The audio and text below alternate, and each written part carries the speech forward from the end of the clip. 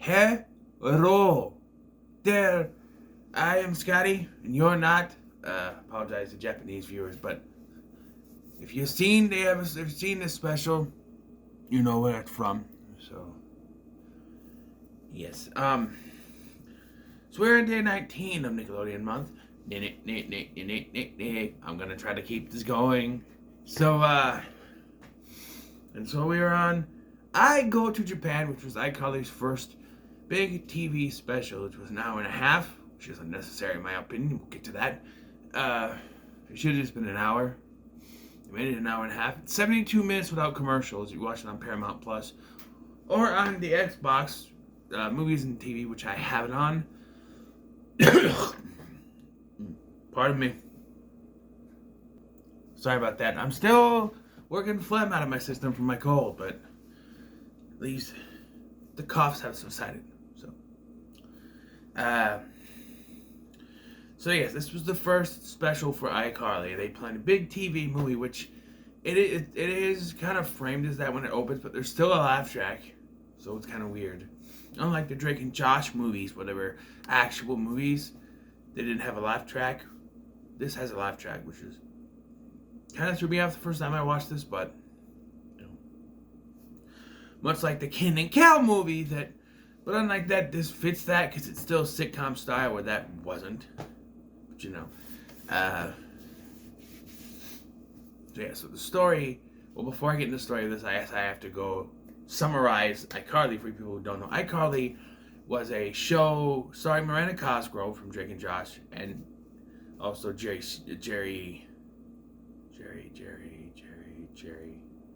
Shay? No. Well, I can't remember his name. It was Crazy Steve from Drake and Josh. But Jerry Shea is You Dumb Fuck from Van Wilder freshman year. So no, this is Jerry Trainer, yes. Who was on an episode of Angel back in the day in season 3. So season 4, excuse me. But yes, and so it's about Carly and her friends Sam and Freddie, who start a web show. The first episode is basically after getting in trouble for drawing a picture of a teacher as a rhino or a hippo. I think it's supposed to be a rhino, but she is forced mostly to take over to watch the People for the Talents show and write down the ones that are good. And she forces Sam to come with her, and Freddie is there to record it. When she does that, though, the same teacher in charge of this, says, no, not any of those, because they're too interesting, they're too out of whack. And so they decide to start a web show, which the first show would be showcasing those talents. And so from then on, they have a web show that the show lasted 7 seasons, I think it was. Technically, although the DVDs would be confused because they released like the seasons in parts. Mostly, they had season 1 part 1, season 1 part 2, and a season 2 part 3, season 2 part 1, season 2 part 2. Strangely though, they went into season 2 part 3, and then season 3 was its own thing, and then season 4, and then they stopped doing those after that.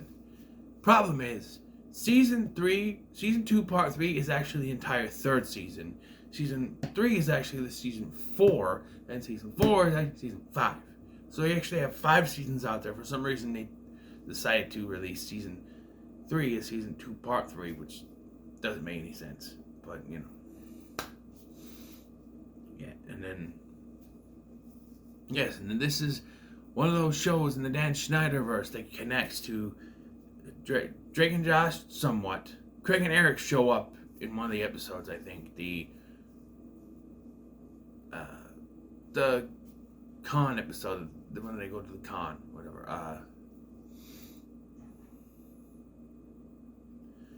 And then they're victorious because they have a crossover with them, which also brings Sam and Cat because Sam's in that. So And Sam and Cat's connected to Henry Danger, which is connected to Game Shakers. So, yeah, there was that connection. So, yeah. So, that's basically it. And Carly lives with her older brother Spencer, who was supposed to be a lawyer, but quit because he didn't like it. And now he's a artist, doing weird sculptures and everything that he makes. Usually set itself on fire, even if it's not electric and can't catch fire, it still does somehow. But yeah, that's basically all you know. Oh, and Freddie lives with his mother, because they're teenagers. Lives with his mother across the hallway from Carly, and he has a crush on her. Carly, not his own mother. You know what I'm saying? So in this particular episode, iCarly is invited to participate in the iWeb Awards against two other contestants, Kyoko and Yuki, and Jonathan Magnum with a French accent and a poopet. Yeah. And, is it Magnum or Mangum? Mangum? And so, yeah, they're invited. Well, this episode actually, yeah, hold on. Invited there. But when they get there, there are some bumps along the way. In Japan, by the way. They go to Japan, of course. Of course. And there's some bumps along the way. And, yeah, stuff happens.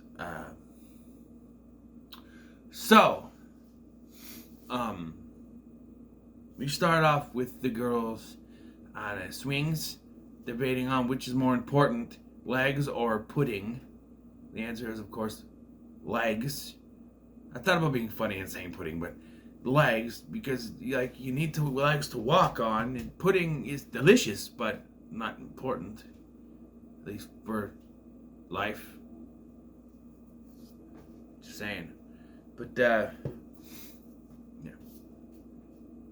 And then while checking on this poll that they've set up, it is part of the iCarly show. It's the only time we actually see it in this special, by the way. So they get an email from this guy, and he's like, "Hello, iCarly. I am inviting you to join us for the iWeb Awards, and if you agree, then I will send you the information you need." And so, yeah, and it does say that they're sending them overseas. Remember that, because they say it. We're sending overseas. We're going overseas? Yeah. And, yeah. So, there's the weird subplot in the first part of this where Spencer is... Well, no, that hasn't happened yet, because they don't know yet. They go down and they talk to Lubert, which is an unnecessary cameo, but a cameo nonetheless. Lubert is their doorman at the Bridgewell Plaza where Carly and Freddie live. And his main thing is that he has a wart on his face. And he's very mean and annoying and stuff. So, yeah. Talk to him about the stuff. But the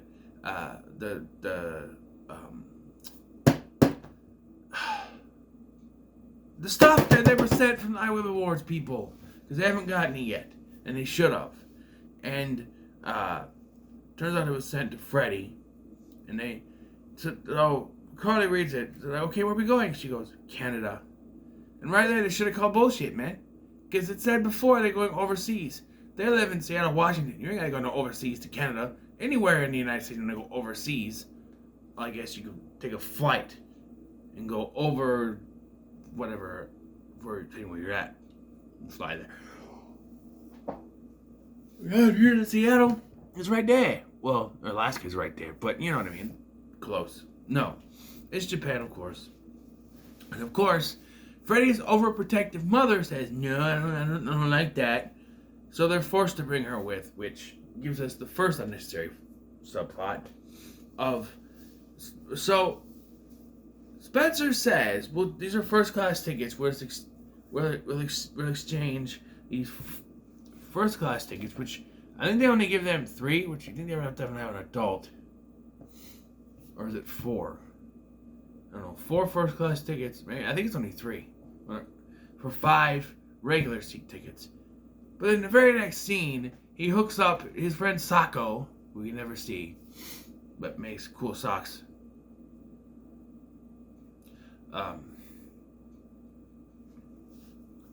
Sets him up with Freight Dog, who's played by Don Stark, Bob Pinciotti from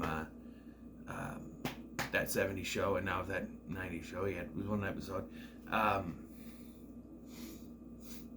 Say that 70s show universe. But, yeah, so they're on this thing where they're actually going to get dropped above Japan and be dropped in with parachutes, which is funny, but, you know, there are things in this I've noticed watching this time that are just in there to spread out the runtime.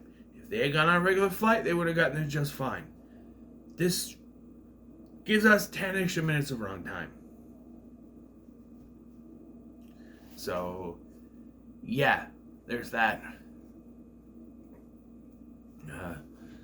But, yeah, I don't know why they, other than spreading out the runtime, Spencer didn't like do what he said he was going to do and trade the first class tickets for regular class tickets. Just no, we're going to do it this way. It's not what you said you were going to do, Spencer. So because they get dropped, and eventually they're found by someone because they're out in the middle of the wilderness, and Freddy's Hungry's hitting the head with a backpack, book bag, whatever. And they find their way to the hotel. I did mention that there are 2, because there's a scene in there where they're watching their opponents. You know, the French guy with the poupette, who is played by Jonathan Mangum, you may know from like Whose Line Is It Anyway and Let's Make a Deal, you know, stuff. And he plays this Frenchman who has a poupette. He later wants a room for his own, a separate room for his puppet, which why? Just why? But you get there and they encounter him, and then they go to their rooms, and they suggest, you know, Freddy's mom suggests, hey, girls in one room, guys in the other, and like, no, don't you want to spend with Freddy? And so Freddy stays with his mom. And then the next day, that's like 3 p.m., but like, you know, different time zones. Kyoko and Yuki show up and decide to take them out shopping, and while the adults get massages from their cousins. One of which is played by an actor. One of the cousins is played by an actor who has been in multiple Schneiderverse shows. He was in this, Game Shakers. I think he was in Sam and Cat as well. So, yeah. He shows up. I don't know the actor's name. But Henry Shum Jr. plays, was it Yuki? I think is the guy's name. One of them. You know, Glee. You know. And that movie that came out last year, that horror movie, I don't remember what it's called. I haven't seen it yet. I don't think. I don't know. But, yes. So Kyoko and Yuki take them out for shopping and stuff, and then they get an argument because the guy, Kyoko, whatever, gets lost, so to speak, supposedly. Find out this is all a trick, though, because the adults are all wrapped in seaweed and trapped in the massage room while the others take off with all their stuff, while the 2 cousins take off with all their stuff, and Kyoko and Yuki, they, I can't remember words today. They desert. We'll say desert. They desert the kids in the middle of nowhere, basically, on the roads away from the iWeb Awards, because if they don't show up, then they can't win. Apparently, that's how it works. Okay, but Mrs. Benson, Freddy's mom, so they are trapped, but there's seaweed. You can eat seaweed. So Spencer eats his way out, and then he's Nikki. We don't see it. And again, this whole sequence of that, we find out later at the end of this whole sequence that people could hear them. And so if they just say, hey, help us out, it would have been shorter. But we got to pad this thing out to an hour and a half runtime with commercials. So, yeah, they're in there trying to figure out how to get out. And so Spencer climbs through this grate, through this, what is it? It's a duct, an air duct. But this leads to the other air duct, which, okay, but that's not how air ducts work. It wouldn't just leave one place. It has to go throughout the building. Doesn't make any sense. How is air getting through there? It's only going from one to another. It doesn't make any sense. It doesn't make any sense. And Spencer crashes on the way back down. Eventually they decide to start pounding on the door. Help us out. And some guy opens it and he goes, shut up! Implying that they were hurt. The people were hearing them beforehand. So if they just pounded on the door to begin with as soon as they got out, say, hey, help us. That would have worked. It'd be done faster. This didn't need to be an hour and a half. I'm sorry, it didn't need to be an hour and a half. There's quite a few things that if they just did this, it would be shorter. If they just exchanged the first class seats for regular class seats, they would have got there just fine. Shorter 10 minutes. 10 minutes shorter. If they had just banged on the door, another 5 minutes or so shorter. And we'll get to the biggest gripe I have with this in a little bit here. So eventually Mrs. Spencer realized that she put a chip in the back of Freddy's head to, when he was little, to Susie be able to toddle so that she could track him, which Freddy doesn't know and Spencer can't tell anyone. So they track him using that, and there on the side of the road they're found.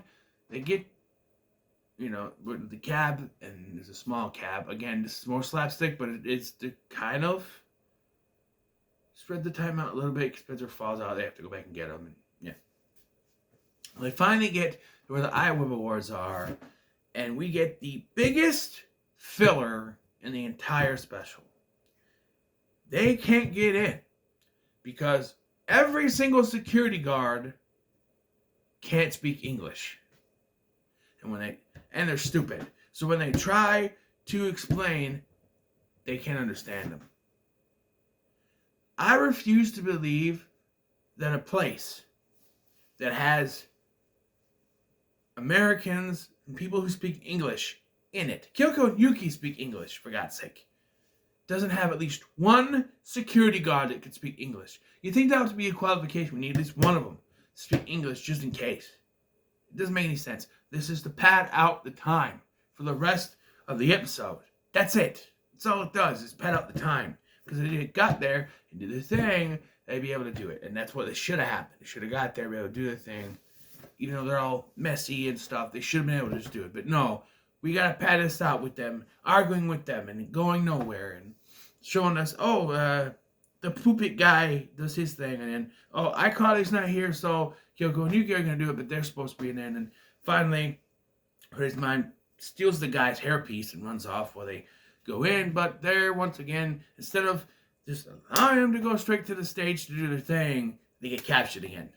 And so Freddy has to take his camera, which no one else seems to know he's besides recording, as they're trying to explain what happened. And so he connects it to the big screen, other people see it. And and that's how they're found. And they end up winning, although I don't think that should count, but they do. You think they should have been disqualified, but who cares? And they end up winning, and that's it. This is a TV special, so I'm not giving it a rating, but I feel there's too much padding here. If you just made it an hour special, you could have cut some of the bullshit out and just made it more straightforward. There's a lot of these Schneiderverse shows in particular, but a lot of Nickelodeon shows that I've watched with my son, where there's just so much, like even half-hour episodes of shows, where it's like, well, you did this and this would have been done very quickly, but no, you have to mess up, so it spreads it out to the half-hour runtime. And this, it's an hour and a half runtime that If you took out the struggle at the end, if you took out them having to go with Freight Dog, if you took out the whole filler with Spencer going through the air duct and just had him bang on the door, which honestly would have been the smarter choice. It would have been shorter. You could have pounded this down to an hour. Pound it down. You could have put it down to an hour and it would have been better. But, you know, I do have fun with it. Specifically the line that always gets me. When Spencer goes into the air duct and he goes, "Oh my God, it's so dark in here." Mrs. Benson says, "Do you see anything?" "No, it's so dark in here." I always laugh at that. But, yeah, it's fine for what it is. Yeah, so what are your thoughts on iGo to Japan? Remember, comment below, make sure to like, share, and subscribe. Thanks for watching. I was Scotty, and I'll see you in the next one.